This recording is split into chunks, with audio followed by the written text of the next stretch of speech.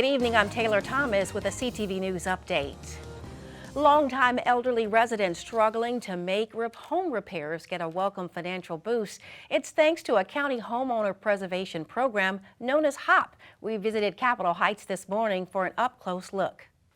With Habitat for Humanity Metro Maryland, who've only been doing this for about a year. And it was made to help families out, households, with accessibility modifications and then health and safety related repairs. Meet Mr. Sidney Banks. He's lived in Capitol Heights with his wife for the last 50 years. Now, he reached out to the HOP program after seeing a commercial on TV, and within 3 months, they started working on his home. I'm 82 years old. I got one leg, and I got heart trouble. My wife's 80. She got heart trouble, and she has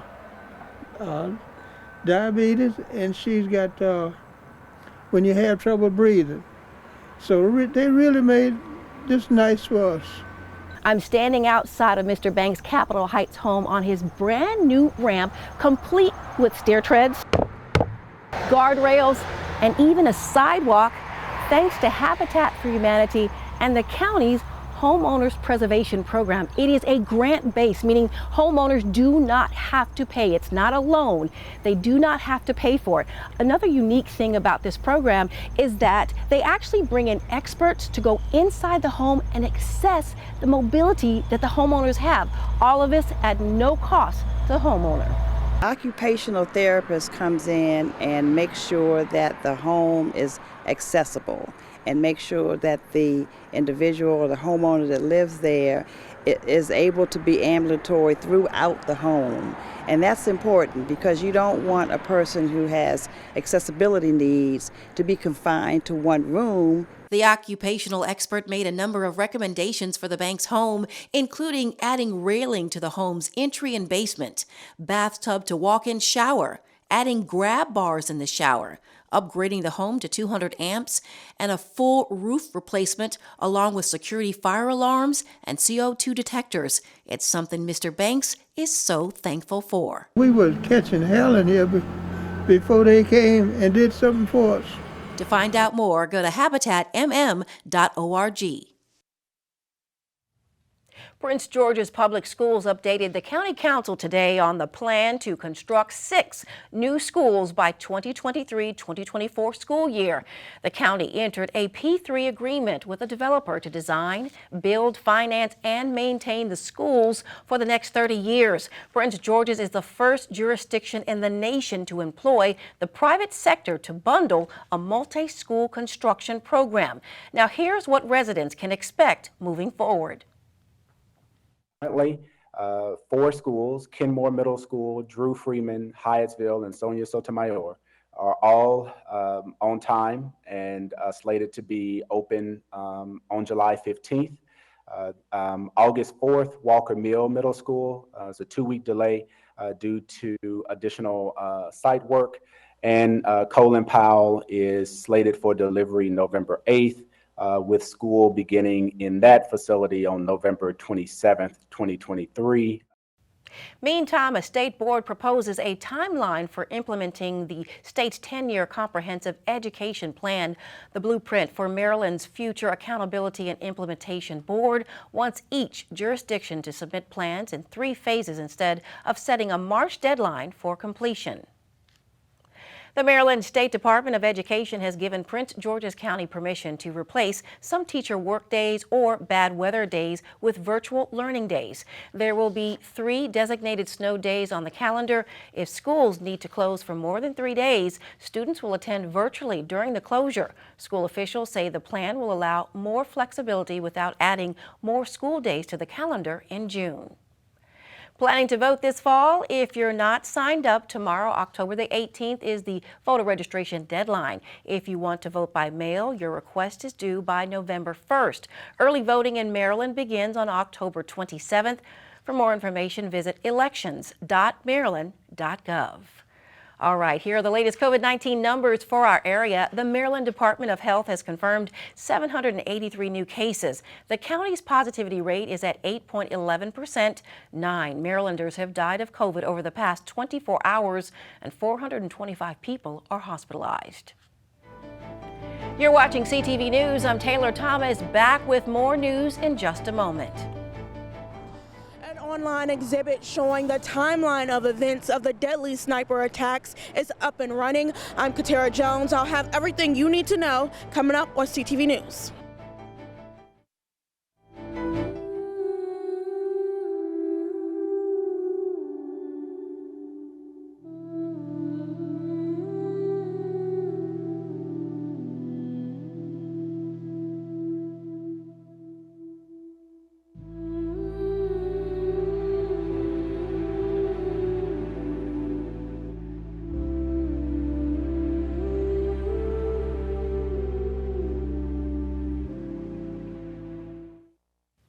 Welcome back to the program. If you've lived in the Washington metropolitan area for more than 20 years, then you know and remember the Beltway sniper attacks terrorized the area. Now a museum in the district is digitally showcasing the evidence and timeline of those events. CTV's Katara Jones is in Bowie with more. It was 20 years ago this month that a 13-year-old attending Benjamin Tasker Middle School was shot and injured during the horrific Beltway sniper attacks. Today, the National Law Enforcement Officers Memorial Fund has launched an online exhibit about the deadly attacks that impact the entire Washington metro region. We have held the entire collection of evidence from the DC snipers trial, and we hold and protect that collection on behalf of Prince William County, and we have had that collection in our possession since 2012. And so what that does is gives us the opportunity to do what museums do really well, and that is to tell stories. I think what's important, especially when you're telling a story that happened 2 decades ago, for communities, for people who, one, experienced it 20 years ago, to remember what took place. At the end of the day, we want to make sure that we as a community are informed about what takes place in our communities and how important law enforcement is in ensuring communities remain safe and get safer. So it's about education and really, again, informing the public of law enforcement's role in keeping us safe. The digital exhibit called The Beltway Snipers can be viewed online. Just visit the Memorial Fund's website. Katara Jones, CTV News. Again, to view the online exhibit, visit the museum's website. Due to the devastating impacts of Hurricanes Fiona and Ian, Comptroller Peter Francho announced that his office will extend tax filing and payment deadlines. Persons filing non-resident individual and business tax returns now have until February the 15th of next year. This extension applies to residential and commercial victims located in Florida, North Carolina, South Carolina, and Puerto Rico. For more information, you can email taxpayerrelief@marylandtaxes.gov. More news and sports after the break. Stay tuned. This year, celebrate Vote Early Day and make your voice heard. Each year, the amount of people voting early grows. And this fall, over 220 million Americans can vote early. In person, by dropping off their ballot, or mailing it in. With so many options, you can vote when it's convenient for you. Election Day is the last day to cast your ballot. So the question isn't why vote early, it's why wait. Join the celebration and find out how you can vote early at voteearlyday.org.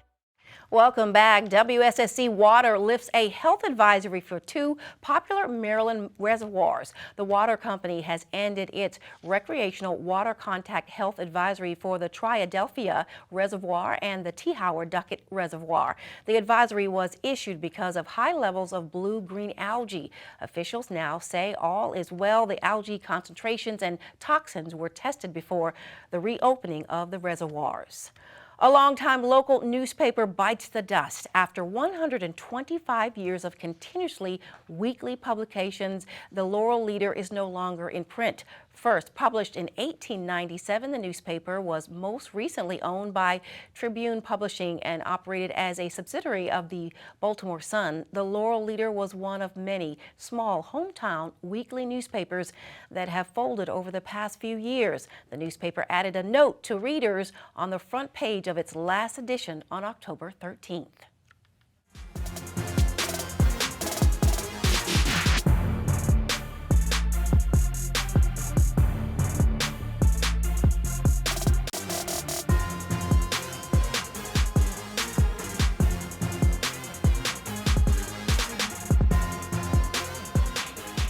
Hey there, sports fans. Happy Monday. There was some spooky October activity on the gridiron. Now, on the flip side, the Terps football team had much better luck in their game against the University of Indiana. Saturday's game in Indiana was not an easy win, though. After taking an early 14-3 lead, the win seemed very attainable, but a combination of penalties and defensive letdowns almost let the game slip away. But the Terps were able to pull through with a 38-33 win. Big Ten road wins are tough, and Tom had his team ready to play today. Indiana played with great effort. Maryland, Indiana has never been easy, but it's great for our team the way we face the adversity. The young players that got thrust into playing because of unavailability of a few of our starters. I was really proud of the way a guy like Colton Deary came in and played, the way Billy Edwards came in for Leo when he went down. A lot of guys that hadn't played a lot of football had to step up, and our team, I like the way we face adversity. The Terps now have a record of 5-2, putting them in 4th place in the Big Ten Conference. Now moving on to some very unfortunate news. $20,000 worth of baseball equipment was stolen from a local batting cage business right here in Prince George's County. On-deck batting cages owned by Andre Hockaday, located in Capitol Heights, Maryland, has been a hub for baseball and softball lovers.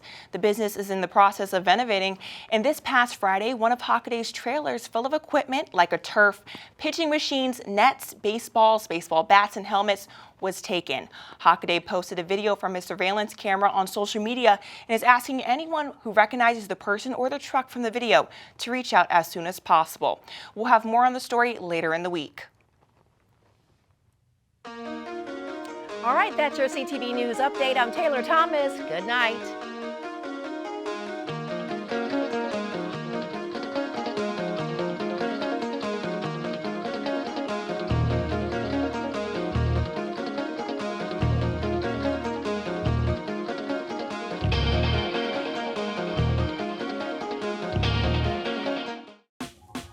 Last week, Brandon met a girl on a dating app. One day after work, he finally found the courage to ask her out.